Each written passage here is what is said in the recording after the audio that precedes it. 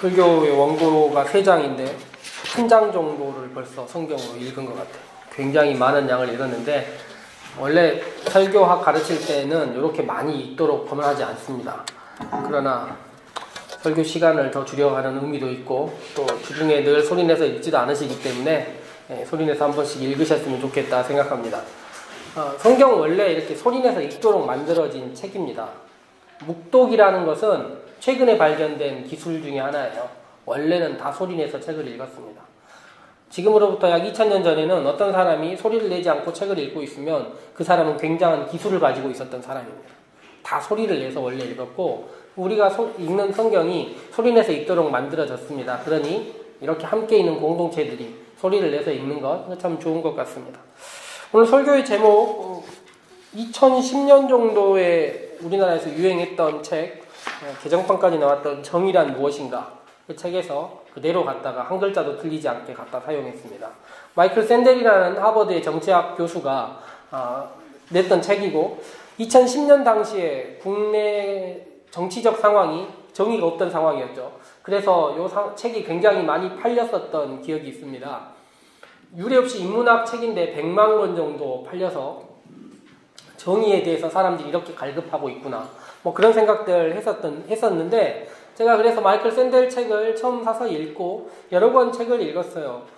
가장 기억나는 얘기가 이런 거였습니다. 저는 이제 처음 듣는 얘기들이 몇 가지 있었고 특히 이 샌델이라는 교수가 쉽게 설명하는데 아주 능해요. 그리고 이제 부의 뭐 재분배라든지 가지고 있는 본성이 이게 꼭 부로 이어질 수 있는 것인가 뭐 이런 설명들 많이 하는데 지금도 기억나는 게 이런 겁니다. 빌 게이츠가 1년에 벌 수 있는 돈 뭐 요거 계산해 가지고 초로 나누니까 초에 우리나라 돈으로 15만 원을 버는 거예요. 이 사람이 1년을 계산하면 나오겠죠. 그래서 이 사람은 길 가다가 10만 원짜리가 떨어져 있어도 줍지 않는 것이 돈을 버는 것이라는 거예요. 가던 길을 그대로 가는 것이. 이게 이제 부라는 것이 어떤 사람에게 이렇게 집중되어 있는 경우 뭐 이런 이야기들 했던 것으로 기억합니다. 근데 제가 이제 가장 기억났던 이야기들은 뭐였냐면 이 사람이 워낙 유명해지니까 나중에 이 사람이 했던 하버드에서 했던 강의를 책으로 그대로 냈던 책이 있어요. 거기서 기억나는 것이 이런 것입니다. 능력주의. 그러니까 자기들은 뛰어난 사람이고 실력 있는 사람이라 여기 와 있다 생각하는 거예요. 학생들이 약 1000명 정도가 강의를 듣습니다. 굉장히 넓은 홀에서 강의를 듣는데 1000명 중에 몇 명이 그렇게 얘기를 하는 거예요. 자기는 사실 공부 잘하고 열심히 해서 왔지 누군가의 도움을 받고 온 건 아니다. 이렇게 생각하는 사람들이 있어요. 여러 가지 이야기를 하다가 샌델이라는 교수가 재밌는 이야기 하나를 해요. 지금 1000명 정도 모였는데 한번 첫째들 손들어 봐라 이렇게 얘기를 갑자기 해요. 저는 그게 가장 기억이 나는데요. 동영상으로도 봤을 때 깜짝 놀랍니다. 왜냐하면 1000명 중에 약 80% 하버드를 올 수 있을 만한 사람들은 집안의 대부분 첫째라는 거예요. 이게 무엇이냐면 똑같은 능력이라 하더라도 그것을 뒷받침해 줄 수 있는 것이 가정에서 첫째에게 아무래도 그렇게 더 지원을 한다는 거죠. 그러면서 얘기를 해요. 질문하는 사람도 손을 들었거든요. 당신도 첫째군요. 자기도 손 들고 자기도 첫째라는 거예요. 무의식 중에 우리들이 공평하다 생각하고 자신의 능력이라 생각했던 이런 평범한 것들조차 그렇지 않았다. 그러면서 이런 문제를 가지고 정의의 문제로 넘어가는 것입니다. 그리고 그 사람이 했던 책에서 나온 이야기 중에 이제 원래 되게 재미있었던 이야기들 중에 이런 게 있어요. 우리들이 책에서만 듣고 일상에서 들을 수 없는 단어, 아리스토텔레스 뭐 이런 단어 있지 않습니까? 일상 가운데서 누가 아리스토텔레스를 얘기합니까? 아리스토텔레스가 이제 그가 쓴 책에서 정치학이라는 책에서 이렇게 얘기해요. 정의란 무엇인가?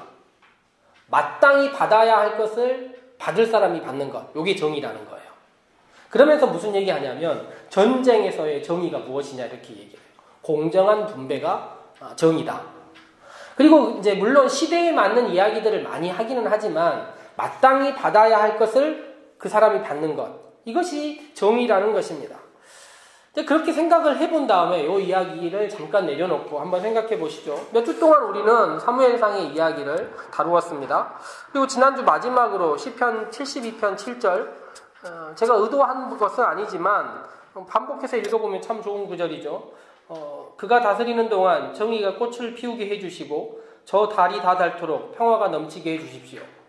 지난주 유난히 달이라는 단어들이 온 나라에 이렇게 퍼지다 보니까 제가 뭐 그런 거 의도한 건 아니지만 저 달이 다 닳도록 평화가 넘치게 해주십시오. 정말 그런 세상 되었으면 좋겠다. 정치인들이 주는 것도 있지만 성경 안에서 이런 단어들이 주는 위로가 있다는 것도 참 감사했다 생각을 했습니다. 그러면서 사무엘상의 이야기를 오늘 마무리하는데 사무엘상의 이야기의 이제 마지막과 오늘 신약성경의 이야기가 맞닿아 있는 이야기가 있어서 두 개 함께 같이 읽었으면 좋겠다 생각을 했습니다. 마침 예배 시작하기 전에 한 집사님께서는 두 성경을 읽은 다음에 목사님 두 개 되게 비슷한 이야기인데요 라고 이야기를 정말 잘하신 거죠. 그거를 노린 겁니다. 두 개가 비슷한 이야기라는 것을 깨달았으면 좋겠다 생각하는 것입니다. 근데 비슷한데 무슨 이야기를 하는가를 조금 더 생각해 보았으면 좋겠다는 것이죠. 마태복음 20장은 읽는 사람으로부터 약간 이게 무슨 이야기일까 하는 당혹감을 사실 줍니다. 그런데 복음서를 읽다 보면요, 누가복음은 사실 이런 당혹감을 여러 번 줘요. 누가복음은 10장부터 19장까지 물질에 대한 이야기를 하면서 우리의 기본적인 생각과 다른 이야기들을 자주 던집니다. 그런데 마태복음은 사실 그렇지는 않거든요. 마태복음은 어떻게 보면 약간 보수적인 책이라 말할 수 있습니다. 그런데 20장부터 나오는 이 천국에 대한 이야기가 우리의 생각하는 것과 약간 다르다는 것을 몇 가지 알려주는 것입니다. 대표적으로 천국이라는 말을 우리에게 이야기하는데 천국은 하나님 나라가 어떤 것인가 우리가 상상할 수 있도록 도와줍니다. 그리고 그 상상이 천국에서 그냥 상상하는 것이 아니라 정말 실현될 수 있는 이야기라는 것을 알려주는 것입니다. 내용을 한번 살펴보면 이런 것입니다. 천국은 이런 곳이라는 거예요. 포도원 주인이 아침에 일찍 나가서 일꾼들을 포도원에 들여보내는 것과 같다. 이렇게 이야기를 하는 거예요. 얼마나 일찍 나갔냐면 성경의 표현은 아침 6시입니다. 아침 6시에 나가서 포도원에 일할 사람들을 넣어보낸 거예요. 그리고 그 사람들에게 약속을 했습니다. 오늘 하루 수고를 하면 한 데나리온, 우리로 치자면 하루 일당입니다. 아마 그냥 대략 생각하면 7만원, 10만원, 일용 노동자가 일할 수 있는, 아무 기술 없어도 가서 일할 수 있는 한 7만원에서 10만원 정도를 준다는 약속이겠죠. 그리고 그 사람이 들어갔다는 것입니다. 근데 이 주인이 나와서 보니까 9시에도 일할 사람들이 있는 거예요. 좀 이따 가서 보니까 12시에도 일할 사람들이 있는 것입니다. 그 사람들에게 다 이야기를 하면서 포도원에 넣어보냈습니다. 3시에도 나가보니까 있고 5시, 일은 6시까지밖에 하지 않는데 초가 야근이 없는, 포도원은 야근이 없는 곳인가 봐요. 어쨌든 5시까지 나가봤더니 5시에도 놀고 있는 사람들이 있더라는 것입니다.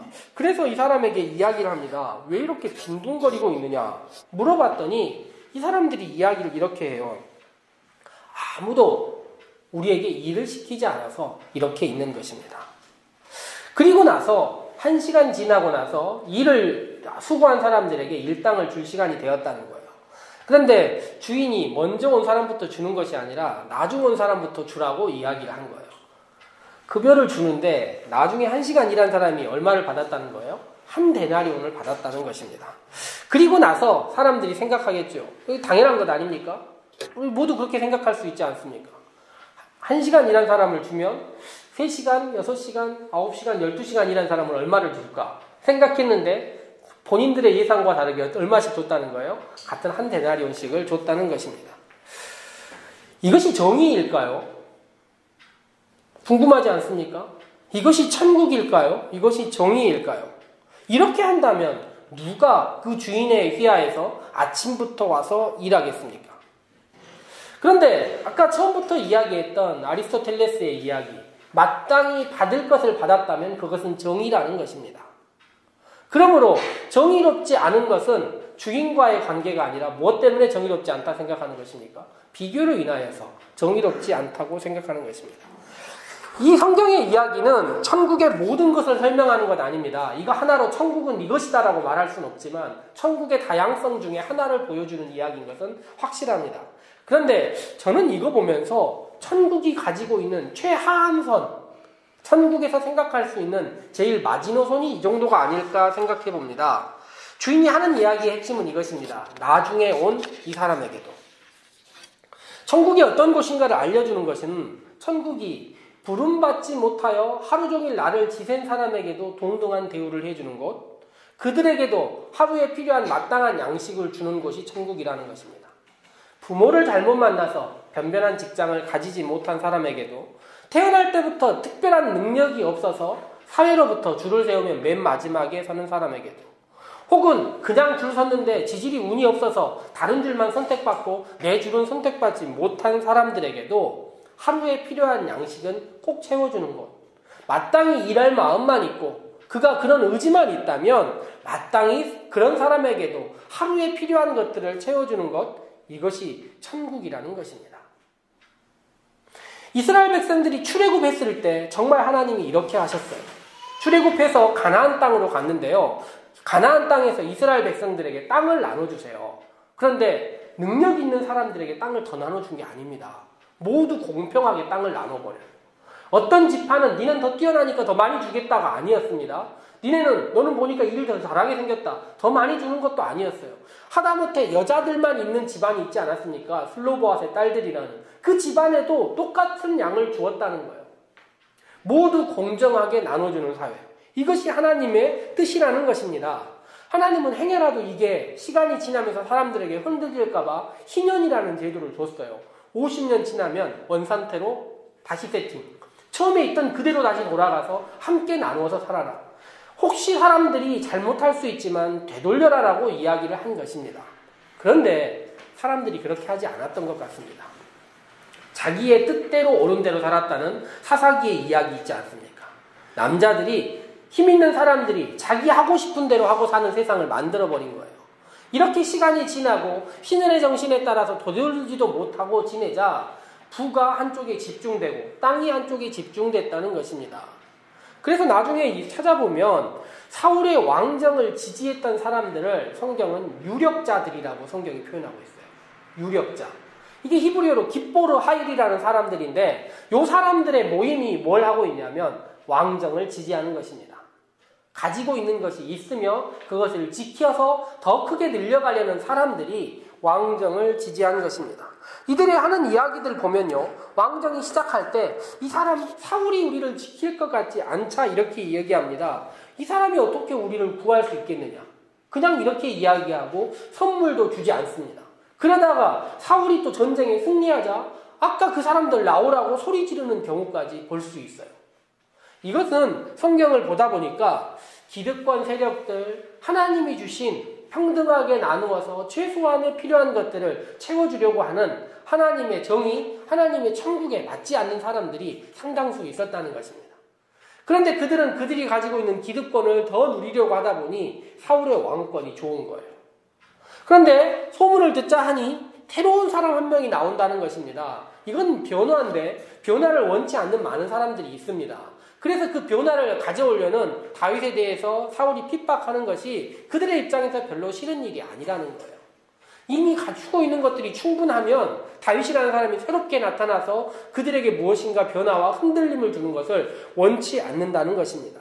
그래서 사울이 다윗을 공격하고 함께하는 사람들이 그것을 마땅히 여기고 추격하는 거라는 거죠. 나중에 보니까 다윗과 함께하는 사람들이 겨우 600명 정도밖에 없었는데, 도망자의 삶을 계속하면 할수록 다윗과 함께하는 사람들이 늘어나기는 쉽지 않았던 것 같습니다.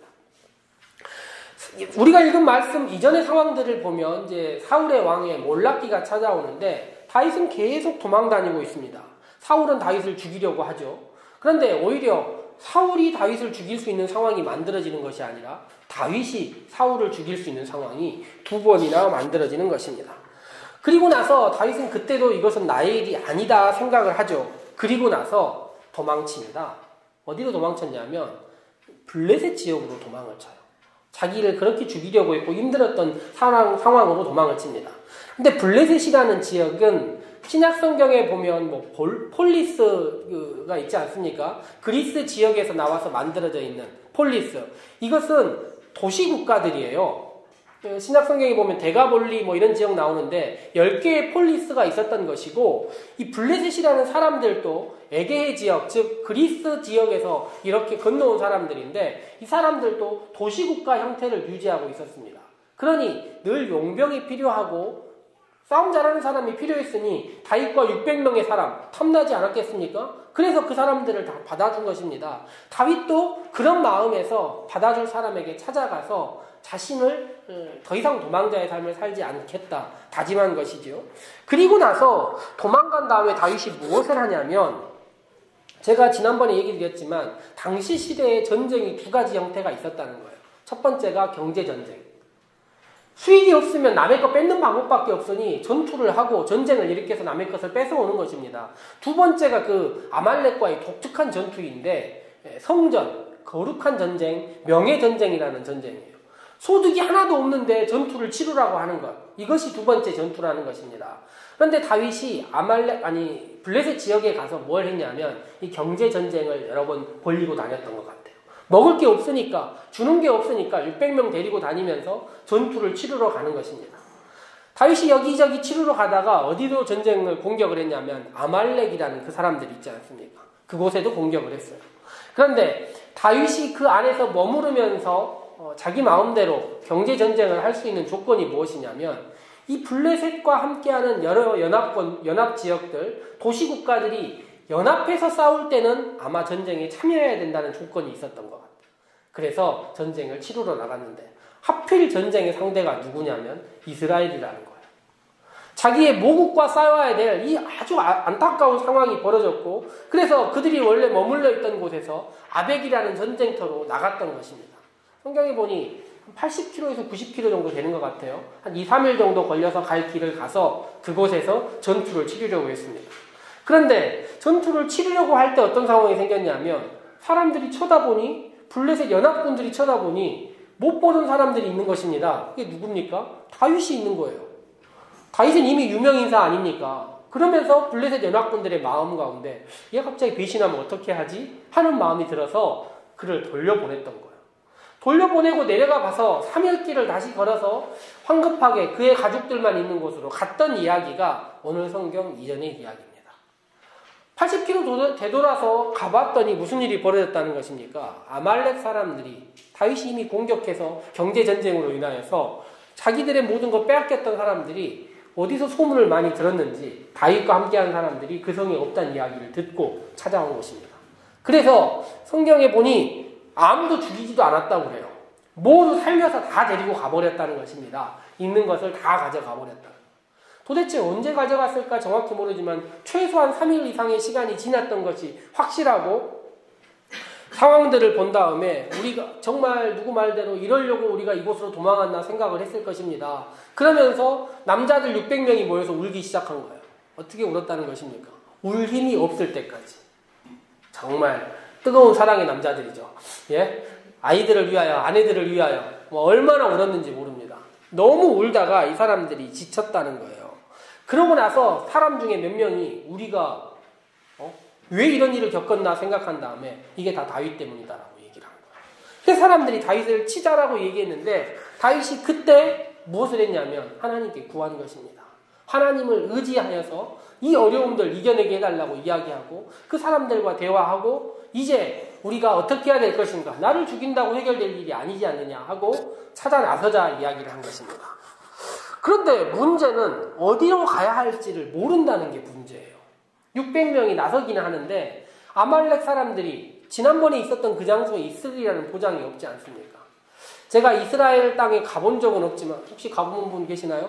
노은희 집사님 이스라엘, 나머지 분들은 갈 가능성이 거의 전무하니까 이스라엘 다른 나라 간다고는 들었지만 이스라엘 간다고는 위험하니까 그런 마음이 드시겠지만, 어쨌든 이스라엘 땅에 대한 영상들을 보면요, 여긴 정말 도망가면 답이 없는 곳이에요. 산으로 계속 이뤄진 데다가 굴은 또 너무나 많고 숨을 지형도 많고, 지금처럼 위쪽에서 보지 않고 옆 지역에서 봐서는 누군가를 찾을 수 없는 지형이에요. 그래서 사울이 10여 년 동안 다윗을 찾아다녔지만 못 찾은 겁니다. 다윗도 그 마음 알아요. 도망가면 끝이라는 것을. 그래서 다윗이 무엇을 하냐면 하나님께 간구하는 것입니다. 찾아가면 찾을 수 있겠습니까? 하나님께서 이야기해 주시죠. 찾을 것이다. 그리고 소유물까지 다 다시 돌려올 수 있을 것이다. 이야기를 해주는 거죠. 다윗이 찾아 나섭니다. 찾아 나서는 길에 문제가 하나 발생해요. 부솔이라는 한 20km쯤 시글락에서 왔던 시냇가에 이르렀는데, 생각해보세요. 무장하고 온몸에 갑옷을 들고 멀리 나갔다가 80km 다시 돌아와서 온 힘을 다해서 울고 나서 다시 전투를 치르러 나가는 것 아닙니까? 그들이 함께 행군하고 찾아 나갈 때 지친 사람들이 있었던 것 같아요. 아무래도 저처럼 체력이 약한 사람들. 네? 체력이 약한 사람들이 더 이상 못 가겠다. 아내를 사랑하지만 다리가 움직이지 않는데 어떻게 하느냐. 이미 움직이지 않는 그 중에 어떤 사람이냐면 그 중에 3분의 1이 그런 거예요. 600명 중에 200명이 못 가겠다 이야기를 한 것입니다. 그리고 200명을 부솔 시내에 남겨둔 채 400명만 찾아갔다는 거예요. 하나님께서 어떻게 도우셨냐면 지나가는 길에 거의 정신을 잃고 쓰러져 있는 사람, 아무 말도 못하는 사람 한 명이 있었던 거예요. 이 사람을 다윗과 함께하는 사람들이 먹이고 먹을 거 주고 물 마시고 해서 한참을 지나고 난 이 사람이 정신을 차렸습니다. 놀랍게 거기에 비결이 있었어요. 이 사람이 무엇을 해줄 것이라고 믿지 않았을 수도 있지만 그가 일어나 보니 하필 아말렉 사람들의 종으로 있었던 사람이라는 거예요. 그 사람이 하나하나 다 알려줍니다. 어디로 가면 된다. 다 알려준 대로 가보니 아말렉 사람들이 잔치 벌리고 있었다는 것 아닙니까? 가서 모든 것 다 빼앗아오고 더 많은 것 가지고 왔다는 것이 이 사무엘상 30장의 이야기입니다. 그런데 돌아오는 길에 이제 문제가 생깁니다. 힘든 상황에서도 아까 사람들이 어떤 사람들입니까? 다윗을 죽이려고 했던 사람들이에요. 이 사람들 만만치 않은 사람들입니다. 그런데 그 사람들이 돌아오는 길에 200명이 부솔 시내에서 기다리고 있었다는 것입니다. 전투에 참여했던 400명이 뭐라고 이야기를 합니까? 가족들만 돌려주자라고 이야기를 합니다. 정의란 마땅히 주어야 할 것을 주는 것이니 수고한 사람에게 더 많이 분배하는 것이 맞죠.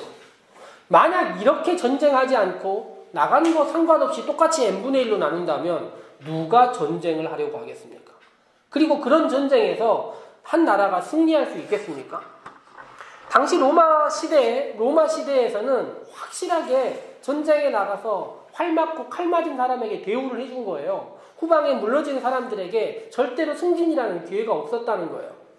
그래서 신약성경에 나와 있는 백부장이라는 단어들이 있지 않습니까? 이 백부장이 지금으로 치자면 중대장들인데 이 사람들 몸에 칼자국 10개는 기본이었다고 이야기가 나와 있어요. 전쟁에서 맨 앞에 나가는 사람에게 승리하고 그 사람에게 마땅히 보상해 주는 것이 정의로운 사회였다는 것입니다. 그런데 다윗이 이야기를 합니다. 아니다라고 말하는 거예요. 똑같이 나눠줘야 된다라고 이야기하는 것입니다. 주님께서 우리를 지키시고 주님께서 그들을 우리에게 넘기셨으니 그렇게 하면 안 된다는 것입니다. 우리의 가족을 구하고자 그들도 마음이 같았지만 그들이 그런 마음이 없었던 것이 아니라 뭐가 부족한 것입니까? 체력이 부족한 것이죠. 몸이 안 따라주는 것 아닙니까? 가족을 경제전쟁을 치르러 나가려고 했으면 그게 맞는 이야기죠. 그러나 가족을 구하는 일이었는데 왜 못 따라왔겠습니까? 체력이 안 되고 그들이 함께 하는 것이 오히려 400명의 행군에 방해되니까 못 따라온 것 아닙니까? 약한 사람들, 힘이 없는 사람들 도와야 한다라고 이야기하는 것입니다. 그런데 당시 시대로 보자면 이것이 정의가 분명히 아닌데요.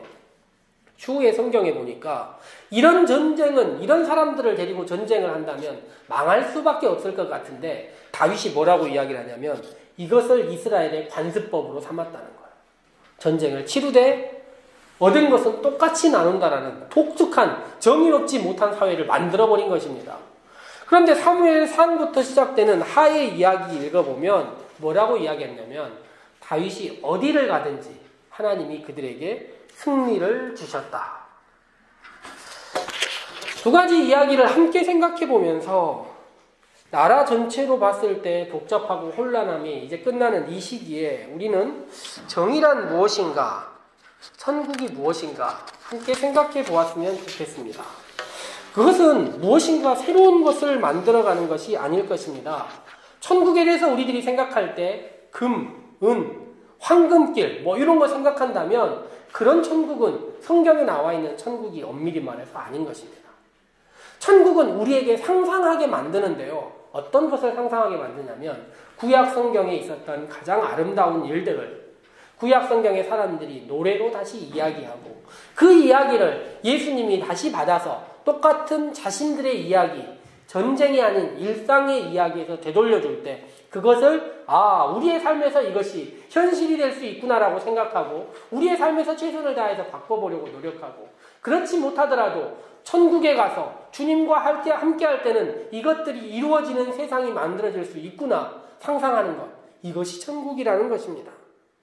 우리는 정의라는 말과 천국이라는 말이 전혀 다른 것처럼 생각하지만 사실 정의로운 세상이 천국인 것이고 천국이 정의로운 세상이라는 것입니다. 예수님의 마지막 이야기를 보면 이렇게 생각할 수 있습니다. 예수님께서 뭐라고 이야기하십니까? 내가 선하게 하는 것이 내 눈에 악하게 보이느냐 묻는 것입니다.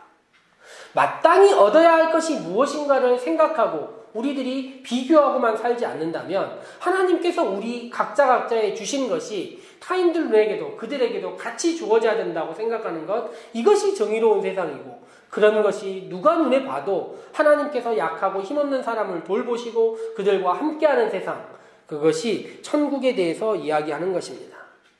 오늘 말씀은 구약성경, 신약성경, 오늘 우리가 살아가는 이 땅을 함께 생각하게 해주는 것 같습니다. 정의가 무엇인지 생각하고 천국이 무엇인지 생각하고 그것들을 상상해가면서 이 땅에서 실현해가려고 노력할 때 우리가 부족하지만 소망하는 것이 무엇입니까? 천국에 가면 주님께서 그렇게 하실 것이다라고 기대하고 우리의 최선을 다하여 함께 살아가 보는 것, 그것이 우리가 살아가고 기도하고 함께 모이고 공동체로 살아가는 이유가 아니겠습니까? 말씀에 대해서 생각하면서 함께 기도하도록 하겠습니다.